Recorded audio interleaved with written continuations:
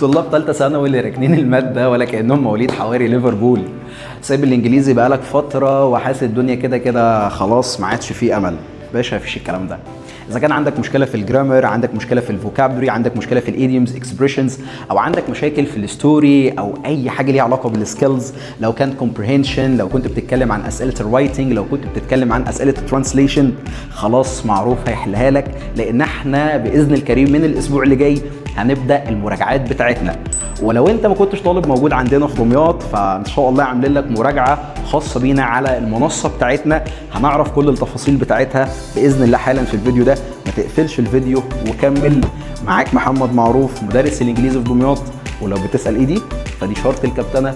تعال نشوف الكابتن هيقول ايه. طلاب ثانويه عامه في كل مكان من دمياط لاسوان، عام او ازهر، ان شاء الله العالم بيخلص حوالينا بس مراجعتنا لسه بتبدا. اهلا بيكم في مراجعه نهايه العالم. تعال معرفك تفاصيل مراجعتنا هتكون عامله ازاي.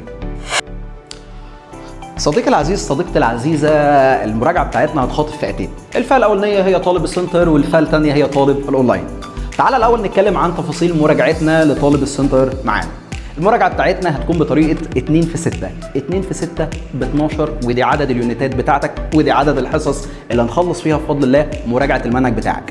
المنهج بتاعي هنقسمه كل حصه هنشرح فيه 2 يونت، 2 شابتر.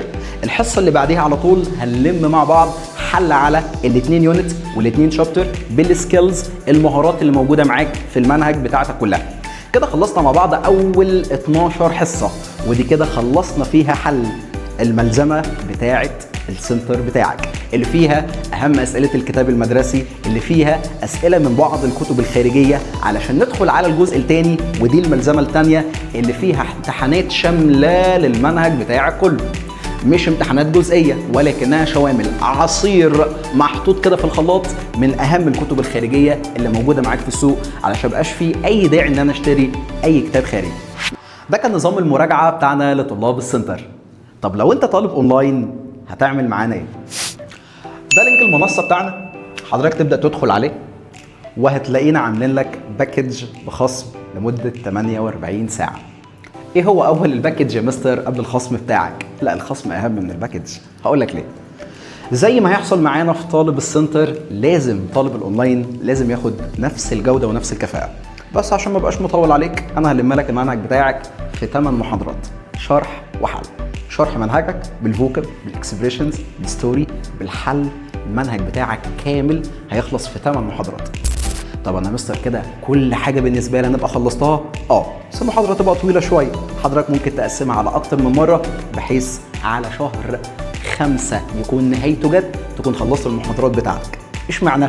عشان في بدايه 6 باذن الكريم هنعمل لكم هديه مننا ليكم، حل امتحانات شامله كتاب المدرسه، وكمان عصير الكتب الخارجيه اللي حليناه مع طلابنا في السنتر.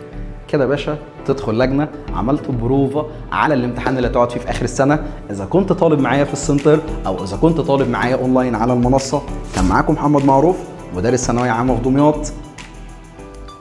سلام.